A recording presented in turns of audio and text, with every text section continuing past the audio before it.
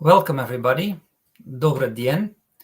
Welcome to this ESOA showcase of this CIS Spectrum Conference. I know this conference is a full program and there are parallel sessions, so I appreciate very much those of you who have chosen to attend this session and made your time available to do that. My name is Patrick van Istrik. I am the ESOA Working Group Chair on ITU Matters, and I will be your moderator for this session. The session that we prepared for you today is about best practices in 5G FSS compatibility studies. The presentation will be provided to you by Oliver Mercer from LS Telcom, who I will introduce in a minute. As you know, over the years there have been many studies done regarding the compatibility or coexistence between IMT systems on the one hand and FSS systems on the other hand. For a large part, these have been done in C-band. So today we will learn a bit more about what has been done, what we have learned from that, and what the suggested best practice is. As I said, our speaker today will be Oliver Mercer, or he prefers that I call him Ollie Mercer. Ollie is with LS Telcom, who he has joined in June of this year as a spectrum consultant. His project portfolio focuses on compatibility analysis, benchmarking, as well as spectrum policy and licensing frameworks across a range of clients globally. Prior to joining LS Telcom, Ollie worked at Arqiva, a well-known UK broadcast transmission network operator. Ollie will be speaking for about 15 minutes, so that should leave plenty of time for questions and answers afterwards. If you have questions, feel free to put them in the chat channel, and the technicians will help to make those questions available to us to be treated by us. So without further ado, Ollie, the floor is yours, and good luck with your presentation. Thank you very much, Patrick, and thank you for the introduction, and thank you very much for having me along to speak today. Good afternoon, good morning, good evening to everybody watching along, and I hope you're enjoying the conference so far. Now, as Patrick said, today I'm going to be talking about best practice when it comes to 5G and fixed satellite compatibility analyses, and specifically a piece of work that LS Telcom has done in the form of a report looking at the issue, kind of the state of play with regards to compatibility analyses, and if there's anything we can learn and any conclusions we can make. So, to add a bit of context, as Patrick said, we're focusing on C-band. Now, as demand for this kind of mid-band capacity offering frequency range grows, administrations worldwide are finding themselves in a position now where they need to start making decisions about how to manage the band. Now, the figure on the right there, which is from Huawei, demonstrates their perspective on the possible outcomes of this decision in the various regions. So you can see there's a lot of variation between regions on what Huawei's view at least is on how the decision will come out. Now, the decision will need to take into account a lot of different factors, and some of these are whether or not C-band is the most appropriate spectrum to be using in the first place, whether or not C-band is used within the country already for other services, for example, satellite, how much it's used by those services, are any planned deployments for 5G in C-band compatible with those services? And off the back of that, if it's deemed that it is compatible, what sorts of guidance will need to be provided? So, for example, will filters be recommended to be fitted? Will deployment areas be specified? Does there need to be a guard band? If there does, how big does it need to be? Whereabouts in the range should it fall? So there's a whole host of decisions that would need to be made by administrations. And whilst these can, to some extent, be informed by 5G C-band deployments that have already happened elsewhere in the world, at least some of it will fall on compatibility analyses to help make the decisions, particularly where the sorts of incumbent users and 5G deployments are slightly different to what's already been deployed. So for these compatibility analyses, the question arises, what is best practice? Now, before I go on to the studies themselves, just a little bit about why we've done this. So LS Telcom has clients all over the world. The countries there shown in red are our clients. Now, we've looked into this 5G FSS compatibility issue for a number of clients, and we found that really across the studies, there's not a huge amount of consensus with regards to input parameters and also the recommendations that come out the other end. So we thought what might be useful was a more systematic review of the issue and whether or not across this body of studies there is consensus, if there are trends, whether or not we can generate any useful recommendations or conclusions, and really if there's emergent best practice, and if there is, what is it?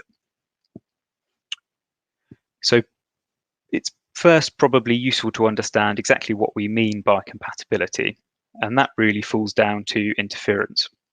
So 5G transmissions in C-band, but equally could be any frequency range, can interfere with satellite receivers via two main mechanisms. So the first one would be the degradation in carrier to interference plus noise ratio. And that can be caused by the 5G wanted emission, which is shown on these diagrams on the left as a blue block. Now we can see in the top and the middle diagram, the 5G emission, the blue, falls within the satellite receiver mask, and that's demonstrated by this silver curve overlapping the orange block, which is the satellite receive transmission. And we can see the blue falls within that receiver mask, so there will be interference. Equally, the 5G out of band emissions. So on these diagrams, they are shown by the yellow curve overlapping the blue. And these are just an artifact of digital transmissions that are unavoidable, and there are limits on how low or how high they can be. And we can see for the middle and bottom situations, the out of band emissions, the yellow falls within the receiver mask of the satellite. Now, the other main mechanism is overdriving the low noise block.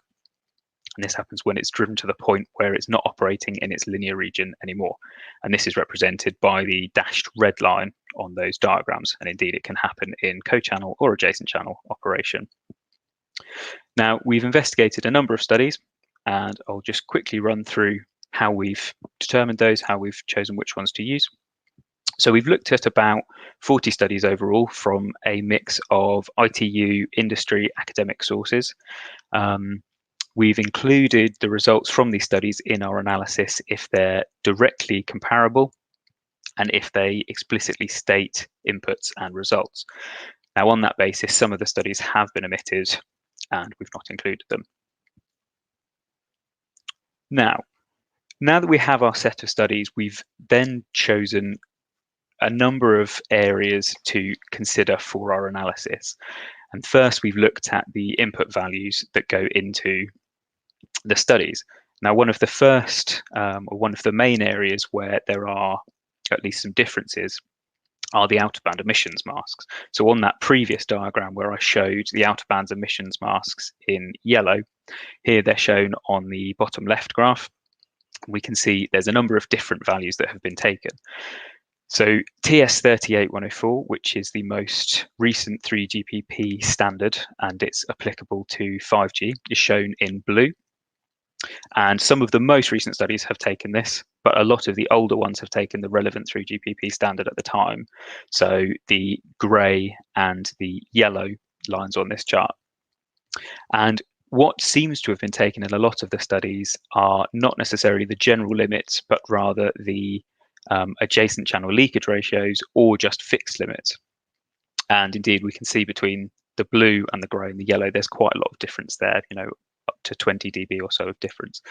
Some studies have also taken specific values either from manufacturers or from local standards, which are shown in, or an example of these are shown in the orange.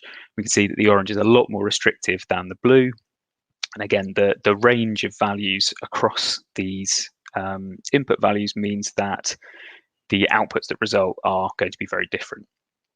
You can see, there's a factor of 20, 30 plus dBs between some of these standards. Now, on the flip side of that, we've got the assumed performance for the satellite receiver. Now, a lot of studies haven't quoted explicit filter performance, but rather have put a generalized receiver mask or adjacent channel selectivity. We can see from here we've got anything from the sort of Gaussian curve in the kind of dark green grey colour to stepped functions to linear functions, and again there's a massive variation for the same frequency. We've got 60 dB or so of difference between these, and that's not in itself surprising because the studies are looking at a variety of uses within C-band. There's some DTH, there's some VSAT, there's some large fixed earth stations, so it's not surprising there are differences, but that does mean it's very difficult to produce kind of generalized recommendations. Now, having considered the inputs, we then move on to the results. And some of the primary results that are produced through these compatibility studies are separation distances. Now, if we first consider co-channel operation, so looking back to those diagrams that were when they were in the same frequency block, plotting the separation distance against the EIRP, we can see for co-channel, so the left-hand one, there is a fair amount of consensus. The trends are fairly strong. We've broken them up into different elevation angle ranges. So 0 to 20 degrees, this is upwards from the horizon, 20 to 40, 40 plus, and they're shown in the different colors. Now we can see the trends between the different elevation angle ranges are not particularly different. There's potentially an expectation that a higher elevation angle might reduce the separation distance, but in practice, these studies aren't showing that, and our experience of that is that increasing elevation angle doesn't always help. There's the presence of reflections, different geometries from those studied in these compatibility analyses mean that actually the effect of that is probably less than sometimes expected. And interestingly and reassuringly, that does show up in these studies. If we look then at the adjacent channel compatibility interference on the right hand side, we can see the range of values actually is much, much greater. The trends are a lot weaker. The spread of values is huge, really. For some EIRPs, there's a factor of 500 difference in the separation distances that result from the studies. So again, very, very little consensus and a huge amount of variation. From this, it's quite difficult then to really produce general recommendations. The other side then of this compatibility results are guard bands. So not all studies have considered this explicitly, but those that have found an expected trend that the larger the guard band, the smaller the separation distance. Interestingly, beyond a point, a lot of them find that increasing the guard band doesn't help with the separation distance any further. And that does make sense if you think back to the out-of-band emissions performance and the satellite receive performance.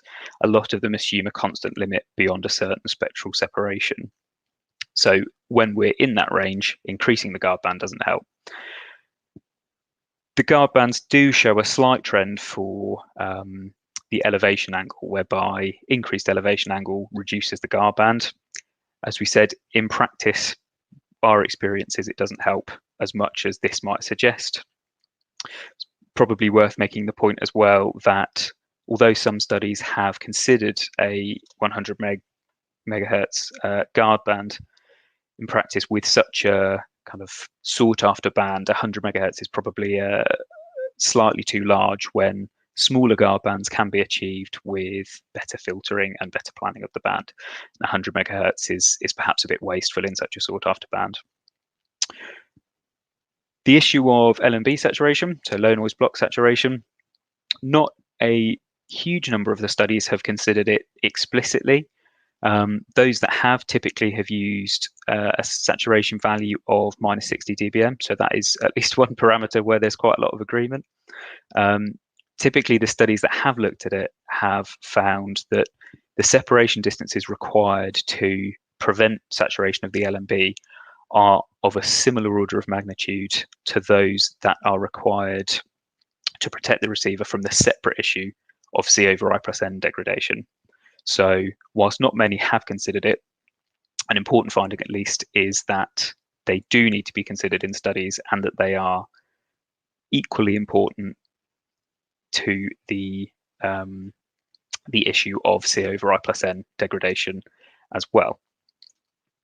Now, whilst the study input values and results are very varied, as we've seen from the various graphs and plots, there are at least some things we can take from the analysis.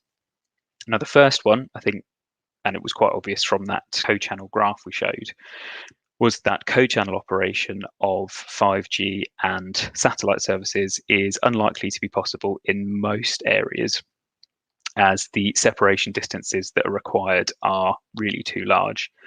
Tens to hundreds of kilometers are found to be required to protect the satellite receivers, and in most deployment situations, that's not going to be practical.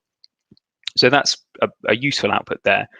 On the adjacent channel operation, really the range of input values and the range of results is such that producing general recommendations is very, very difficult. And indeed, if we were to make general recommendations, I think they would be subject to so much error that perhaps they wouldn't be that useful anyway. So what we can say is that additional studies are likely to be needed for adjacent channel operation. Indeed, we'd suggest that administrations doing their own studies use a more focused set of parameters, a more up-to-date set of parameters, and if possible, could focus more on their specific situation rather than taking the whole body of works available where there's such variation. And on that, things like the out-of-band emissions performance for the 5G transmitters, some studies have used their own values, and whilst this might be useful to them and might be specific to their implementation, it does of course reduce the general applicability of their study, which is fine. It just means that those people conducting the studies need to be aware of the limitations of any parameters they choose. On the other side of that same argument, there's the out-of-band emissions performance of the 5G. Now, the only thing that can be guaranteed is use of the 3GPP standards. Using something more optimistic than this can't be guaranteed, and it's difficult to, On the satellite receiver performance, measured values can be useful. Again, one point from a lot of the studies was the difficulty in obtaining representative satellite receive masks. So measured ones are very, very useful. Lastly, the importance of including the low noise block saturation in the studies, because it's seen to be just as important. Now, the kind of ultimate result of this piece of work, this report that we've written, alongside these recommendations, is a set of recommended parameters that administrations conducting their own studies, we would recommend they use. I won't go through them in huge detail now, but just to say that the study will be published on our website in the next few weeks, and all of the information here will be covered in more detail, and this list of recommended parameters will be available as well. So thank you very much for your time and for listening, and I believe we've got time for questions now. Back to you, Patrick. Thanks very much, Ollie, for your presentation and your time. I think there was a lot of information in there, a bit of a technical nature, but I hope still this was to the benefit of the audience and to their interest. I'm looking at my technical moderator behind the scene if there's any questions that have already come in, and I see that there are none.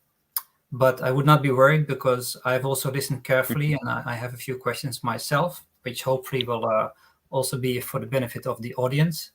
So I think only one question that, well, it's a question I would have, but I think would also be often in the minds of administrations or stakeholders is, okay, we have done all these studies in the past, but in the past we had, let's say, older generations of mobile networks like 3G or 4G.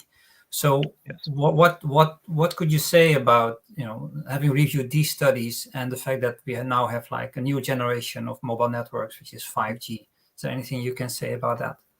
Yes. So a number of the studies were on older technologies, particularly around out of band emissions, those sorts of things. The performance is quite different. And I think the older studies do still have their place. I mean, they still have results. If people using them understand the limitations of using the older input values, particularly for the out-of-bands emissions, those sorts of things, I think they are still useful, and I think they form a very useful comparator to any new studies, just to kind of sense check the values you're getting and those sorts of things. So I think, take them with a pinch of salt, make sure you understand the limitations, but I think they are still useful. Okay, thanks for that. Another follow-up question in a way is that so clearly I don't think it is a surprise for people to see that in the let's say the code channel scenario, the separation distances are quite large, and in the adjacent band scenario, based on your review, it can vary.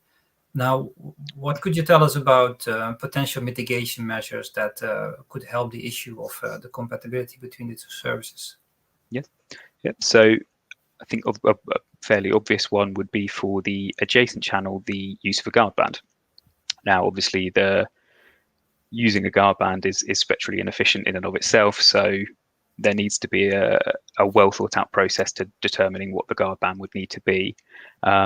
Alongside that, there's the potential of fitting filters. I mean, there's a bit of an issue, well, not an issue, but a decision that needs to be made there around what level of filtering you go for, and that perhaps goes into the guard band decision as well. But it's I suppose a consideration of the practicality of fitting filters to everything, the cost of fitting filters. If it's DTH and it's all over the place, it's probably not quite as practical as if it's a few well-known locations for earth stations. In addition to that, I think there's the issue of elevation angle, as I mentioned in the presentation. I think there's an expectation that increasing elevation angle helps to reduce the separation distance, but across the studies we've seen that tends not to be the case, and actually in our experience it tends not to be the case as well for reflections, different geometries from the studies, those sorts of things. So I think that in itself is quite reassuring, as a confirmation that perhaps isn't as much of a useful mitigation measure. There's some talk about active antenna systems and those sorts of things helping to mitigate the issue. Whilst, for the wanted transmission, obviously, yes, it helps to shape the beam, move it away from the satellite receivers. But I think for out of band, there's no guarantee that actually the phasing and such will be such that it does help. The out of band limits are still the same for isotropically anyway. So the levels will be the same, and there's no guarantee that actually the beams can be steered away from the satellite receivers in the adjacent case. So that's one I think that probably needs a bit more study, and maybe isn't as much of a magic bullet as it seems. Okay, thank you. Yeah, indeed, I think the discussion on the AAS, in particular, maybe in light of upcoming studies in the IDU, will certainly be an interesting topic. One other related point on mitigation measures, and something that was not mentioned yet, is cluttering. I know that, for example, in the ITU, but also, for example, in CPT framework, there's always a lot of discussion on the cluttering modeling. Is there anything that you could conclude from the studies, or that you have seen, or any view that you have on the appropriateness of that? Yes. I mean, that's another one that varies quite a lot between the studies. So particularly even within the ITU study collections, there's two particular ones that we looked at. Across the studies, there's not huge consensus as to whether or not the use of clutter is appropriate. And I think what needs to be taken into consideration is what the study is going to be used for. If it's setting an absolute exclusion zone within which you should do further analysis, I think maybe omitting clutter there is appropriate, because it's a maximum distance and you'll do more detailed modeling. If you're trying to do very detailed, location specific modeling, obviously you need to put clutter in, for where we said if there's, earth stations at a known location, terrain's available, clutter's available, I think it makes sense to use data sets for those within that sort of modeling. And again, I think it's up to the administrations doing the studies to understand the limitations of the inputs to their studies. If they don't put clutter in, yes, they'll get a very widely applicable result, but it's potentially not the most specific and realistic. And the same really applies to terrain as well, I think. Okay, thank you very much, Ollie. I was looking at the chat. There's a question that have come in. It says that it was said that administration should focus on specific studies for the ACI, so I think adjacent channel compatibility, if I'm interpreting that correctly. So yes. The question is, could you please explain more about what you mean with the word specific? Yes. There's a specific studies, like what kind of scenarios should people be focusing on? Yes, of course. So I think what I meant by that was if it's an administration conducting a study and they want it to apply within their own country, I think really when I say specific, I mean, for instance, if it were DTH in a country, I think the study should focus on 5G into DTH. If it were VSAT, it should focus on that rather than, where we've looked at the whole body of studies and tried to make recommendations from the whole body of work. We've got a variety of different satellite implementations within the studies. So it's very difficult to make kind of generally applicable recommendations. So what I mean by specific is that we should say, this study looked at DTH, it found this. This study looked at VSAT, it found this, rather than the body of work says this. Okay, thank you. There was actually another question. There were two coming in at the same time, so I missed the first one, which is a good question, of course, as well. The question is, it was mentioned that 100 megahertz might be too large for the guard band. What value do you think is optimal for a guard band? Again, I think it's very difficult to make a sweeping statement on this because it depends on the administration that's making the decision. Like I said, if you've got if you know the locations of all your Earth stations and there's not very many of them and you can fit fantastic filtering, then maybe you can get away with a smaller guard band. But if it is DTH and you don't know the locations, then you might not have a strong economic case for fitting filtering everywhere, and in which case you'll need a larger guard band. So I think I don't think it would be responsible to make a blanket decision on guard bands. I think it's an administration specific question that can be guided by the studies and by specific studies, as we said. But it's one that I don't think there's a blanket answer to. Thanks. I think if I might add one perspective from my point of view, in the sense that within CEPT there is work ongoing in the group SE40 that looks specifically at these issues of filtering, and it contains an overview of various filters that are available, their characteristics, and from that information you can derive for the different types of filters that exist the guard band that each of them would need to let's say ensure the compatibility with the services in the adjacent band. So this work is ongoing. The report is not finalized, but I would certainly suggest interested parties maybe to check out the CPT website and the documentation there to get more information. And of course, we can always help with the details if people approach us offline on that. So talking about, there was a mention of 100 megahertz, which triggers actually another question that I have, which is slightly on a tangential, but it has to do with the discussion that is often taking place about the need for more spectrum in C-band by the mobile operators. They often claim that they need at least to have 100 megahertz per operator available. Is there anything you can say on that from your experience in LS Telcom? Yes. So I think there's various reasons why 100 megs of spectrum is being asked for. There's claims that only that can deliver the required capacity, only that can deliver the sorts of specific applications that 5G can offer, ultra reliable, low latency stuff, things like that.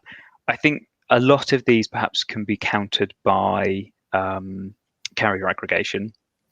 I mean, with a band such as C-band that's so sought after, is 100 megs of contiguous spectrum the best use of the band? I think that's up for debate, specifically where carrier aggregation can help deliver the capacity anyway. For ultra reliable low latency comms, carrier aggregation can again help. And I think in the standards it allows for a 50 meg bandwidth anyway. There's also an issue of, with a fixed power limit on your transmission, if you're doing it over such a wide bandwidth, you've got a lower power spectral density, the range is lower. I think there's a whole host of factors really that need to factor into the decision. For I think kind of the culmination of that though is looking at actually what has been licensed. And I know in a lot of places, in very few places has 100 megs actually been licensed. Particularly in the UK, I think it's 50 megs or so has been licensed per operator. So again, it's a lot of factors at play, and difficult to kind of come down one way or the other. But I think there's a lot of reasons perhaps why it might not be the best use of spectrum potentially.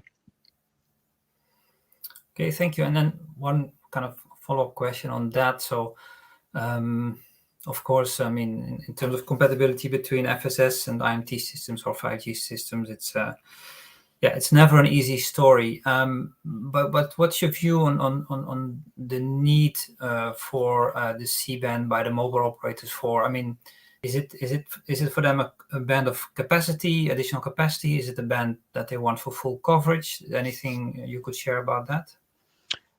I think, it certainly was bandied around as a coverage band for a while, and I think maybe the narrative has changed slightly, and it's maybe now more of or sought as a capacity band.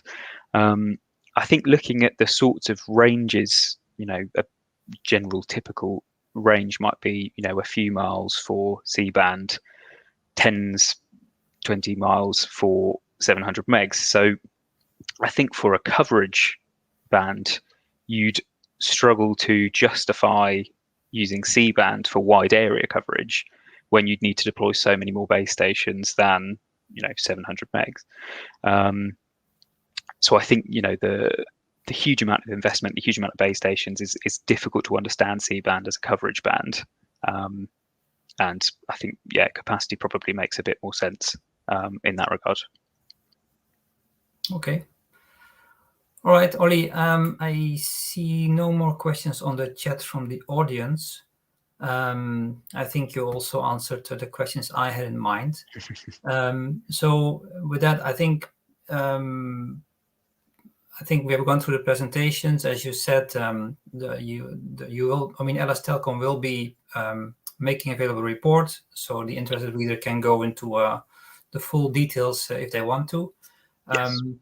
I think also from our perspective, if people having seen this, or maybe they will see this on YouTube afterwards, if they have questions, I think they can always reach out to you for specific questions, or to me as the moderator, and we will for sure try and answer those questions. So I think with that, maybe we can allow the audience maybe a little bit of a larger break before the next session might start. And I would say thank you very much, Ollie, for presenting today and making your time available. Very welcome. And from my side, I would like to thank the participants for taking the time to have joined this session. And I would finally like to say spasiba balshoi to everybody. And I hope to see you soon in real life, of course, and see you at the next session. Thank you very much. I think that's all for this session. Thank you. Thank you very much.